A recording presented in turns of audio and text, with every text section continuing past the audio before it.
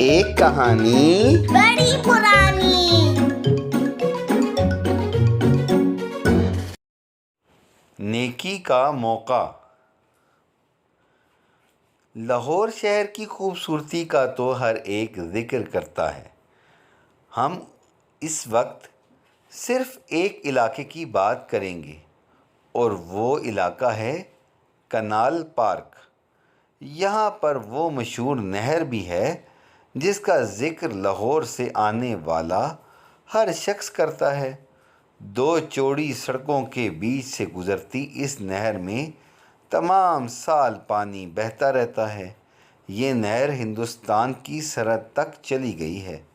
یہ قصہ ان گرمیوں کا ہے جب نہر کے آس پاس کے رہنے والے غریب بچے اس نہر میں ڈبکیاں لگا کر گرمی کو دور بھگا رہے تھے۔ قریب سے گزرتے کار سوار کبھی کبھی اپنی کار دھیمی کر کے یہ منظر دیکھتے بھی ہیں۔ اس دن بھی ایسا ہی ہوا۔ کامران صاحب اپنے دونوں بچوں کو اسکول سے گھر لے جا رہے تھے کہ اچانک ان کی کار چلتے چلتے آہستہ ہونے لگی۔ یہ بات الگ ہے کہ اس مرتبہ کار ان کی مرضی سے نہیں بلکہ کسی خرابی کی وجہ سے ہلکی ہوئی تھی۔ کامران صاحب نے کار کو کنارے پر روک لیا، اتر کر کار کا بونٹ کھول کر دیکھنے لگے۔ بچے کار میں بیٹھے بیٹھے تھک گئے تھے۔ دونوں کو گھر جانے کی جلدی تھی، ڈھیر سا کام ملا تھا، پھر مولوی صاحب کو بھی آنا تھا، ساتھ ساتھ بھوک بھی بہت زور کی لگ رہی تھی۔ کافی دیر تو دونوں کار میں بیٹھے رہے، پھر دور انہیں مکئی والا نظر آیا۔ بس ابا سے اجازت لے کر نہر کے کنارے کھڑے مکئی والے کے پاس جا کر ایک ایک گرم گرم بھنا ہوا بھٹا لے لیا۔ وہ دونوں وہیں بیٹھ کر کھانے لگے۔ نہر میں سے کسی لڑکے کی آواز آئی، کیا کار خراب ہو گئی ہے؟ بچوں کے جواب دینے پر وہ لڑکا نہر سے نکلا۔ عمر یہی کوئی 10-12 سال کی ہوگی۔ اس نے نہر سے باہر نکل کر اپنے گیلے جسم پر ہی اپنی میلی پتلون اور قمیض چڑھائی اور دوڑ کر کار کے پاس پہنچ گیا۔ کامران صاحب کو بڑی حیرت ہوئی کہ اس مصروف سڑک پر جہاں ہر وقت اتنی گاڑیاں گزر رہی ہیں ان کی مدد کو کوئی نہیں آیا، اور اب آیا بھی ہے تو یہ چھوٹا سا لڑکا۔ وہ بڑے اعتماد سے کامران صاحب سے بولا، صاحب میں آپ کی کار کو دیکھ سکتا ہوں؟ پہلے تو کامران صاحب نے سوچا کہ منع کر دیں، یہ کہیں اور گڑبڑ نہ کر دے، پھر سوچا کہ بچے پر بھروسہ کر لینا چاہیے، کہیں یہ نہ ہو کہ وہ پھر اکیلے کھڑے رہ جائیں۔ کار کی مشین کے بارے میں تو انہیں بھی کچھ نہیں آتا تھا، بس نہ چاہتے ہوئے بھی اجازت دے دی۔ اس بچے نے پہلے تو چابی لگا کر گاڑی چلانا چاہی، پیٹرول دیکھا، انجن میں تیل دیکھا، سب ٹھیک ٹھاک تھا۔ 2-4 طرف اور ہاتھ مارے، پھر بڑے اطمینان سے بولا، سر آپ کی کار کا فیول پمپ کام نہیں کر رہا ہے، بجلی کا مسئلہ ہے۔ میں ابھی تو کار چلائے دیتا ہوں، مگر آپ کو بعد میں کسی موٹر الیکٹریشین کے پاس کار لے جانی ہوگی۔ اس بچے نے کیا جوڑ توڑ کیا یہ تو کامران صاحب کی سمجھ میں نہیں آیا، مگر 15 منٹ بعد کار چل پڑی۔ سب گھر پہنچے۔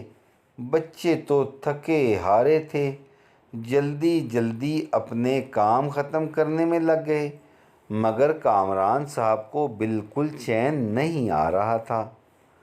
انہیں بار بار وہ چھوٹا سا بچہ یاد آ رہا تھا جس نے چند منٹ میں مسئلے کو سمجھ کر کار چلا دی تھی۔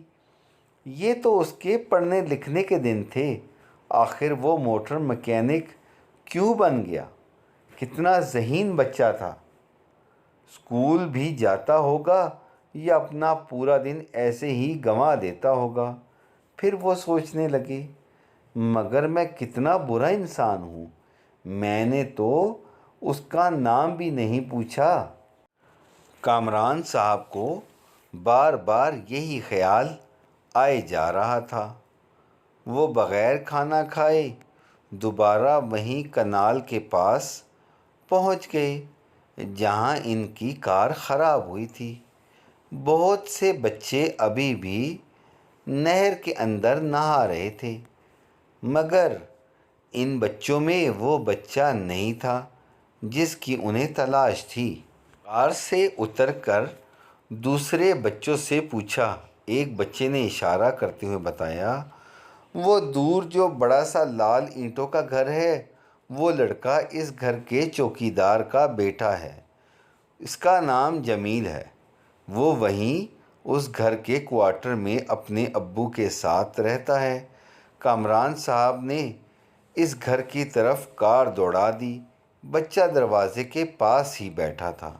دوڑ کر آ گیا اور پریشان ہو کر کہنے لگا، ارے صاحب، آپ ابھی تک کار کو ایسے ہی چلا رہے ہیں؟ میں نے تو بس جگاڑ کر کے اسے چلا دیا تھا۔ کامران صاحب کو اس بچے کے منہ سے اتنی پختہ باتیں بڑی عجیب لگیں۔ کامران صاحب کی آواز سن کر چوکیدار بھی باہر آ گیا۔ کامران صاحب چوکیدار سے باتیں کرنے لگے۔ اس نے بتایا کہ وہ ہمیشہ سے چوکیداری نہیں کرتا آیا ہے۔ اصل میں سال بھر پہلے تک وہ ایک اسٹیل فیکٹری میں حساب کتاب دیکھتے تھے۔ جمیل اسکول جاتا تھا۔ ان کی بیوی زندہ تھی، مگر ایک ہی سال میں نہ نوکری رہی اور نہ گھر۔ بیوی کا حادثے میں انتقال ہو گیا، فیکٹری بند ہو گئی۔ انہیں کہیں اور ملازمت نہیں ملی تو مجبوراً یہ چوکیداری کی ملازمت کرنا پڑی۔ جمیل کو اسکول سے اٹھا کر میکینک کی دکان پر نوکری دلوائی اور بس زندگی اس طرح دوبارہ شروع ہو گئی۔ کامران صاحب کو محسوس ہوا کہ بھلا زندگی شروع کرنے کا یہ طریقہ تو ہرگز صحیح نہیں ہے۔ وہ کچھ فیصلہ کر کے گھر واپس گئے۔ کچھ دن کے بعد جمیل کے ابا کامران صاحب کے دفتر میں ملازمت کر رہے تھے۔ جمیل دوبارہ اسکول جانے لگا تھا، مگر شام کو پھر بھی میکینک کے پاس جا کر کام سیکھتا۔ کامران صاحب کا خیال تھا کہ جس ہنر کو جمیل پہلے سے جانتا ہے، اگر اسے پڑھ لکھ کر اپنائے گا تو اسے بہتر ملازمت اور زیادہ عزت ملے گی۔ جمیل اور جمیل کے ابو کی زندگی دوبارہ سے واپس اپنی ڈگر پر آ گئی۔ دونوں خوش تھے۔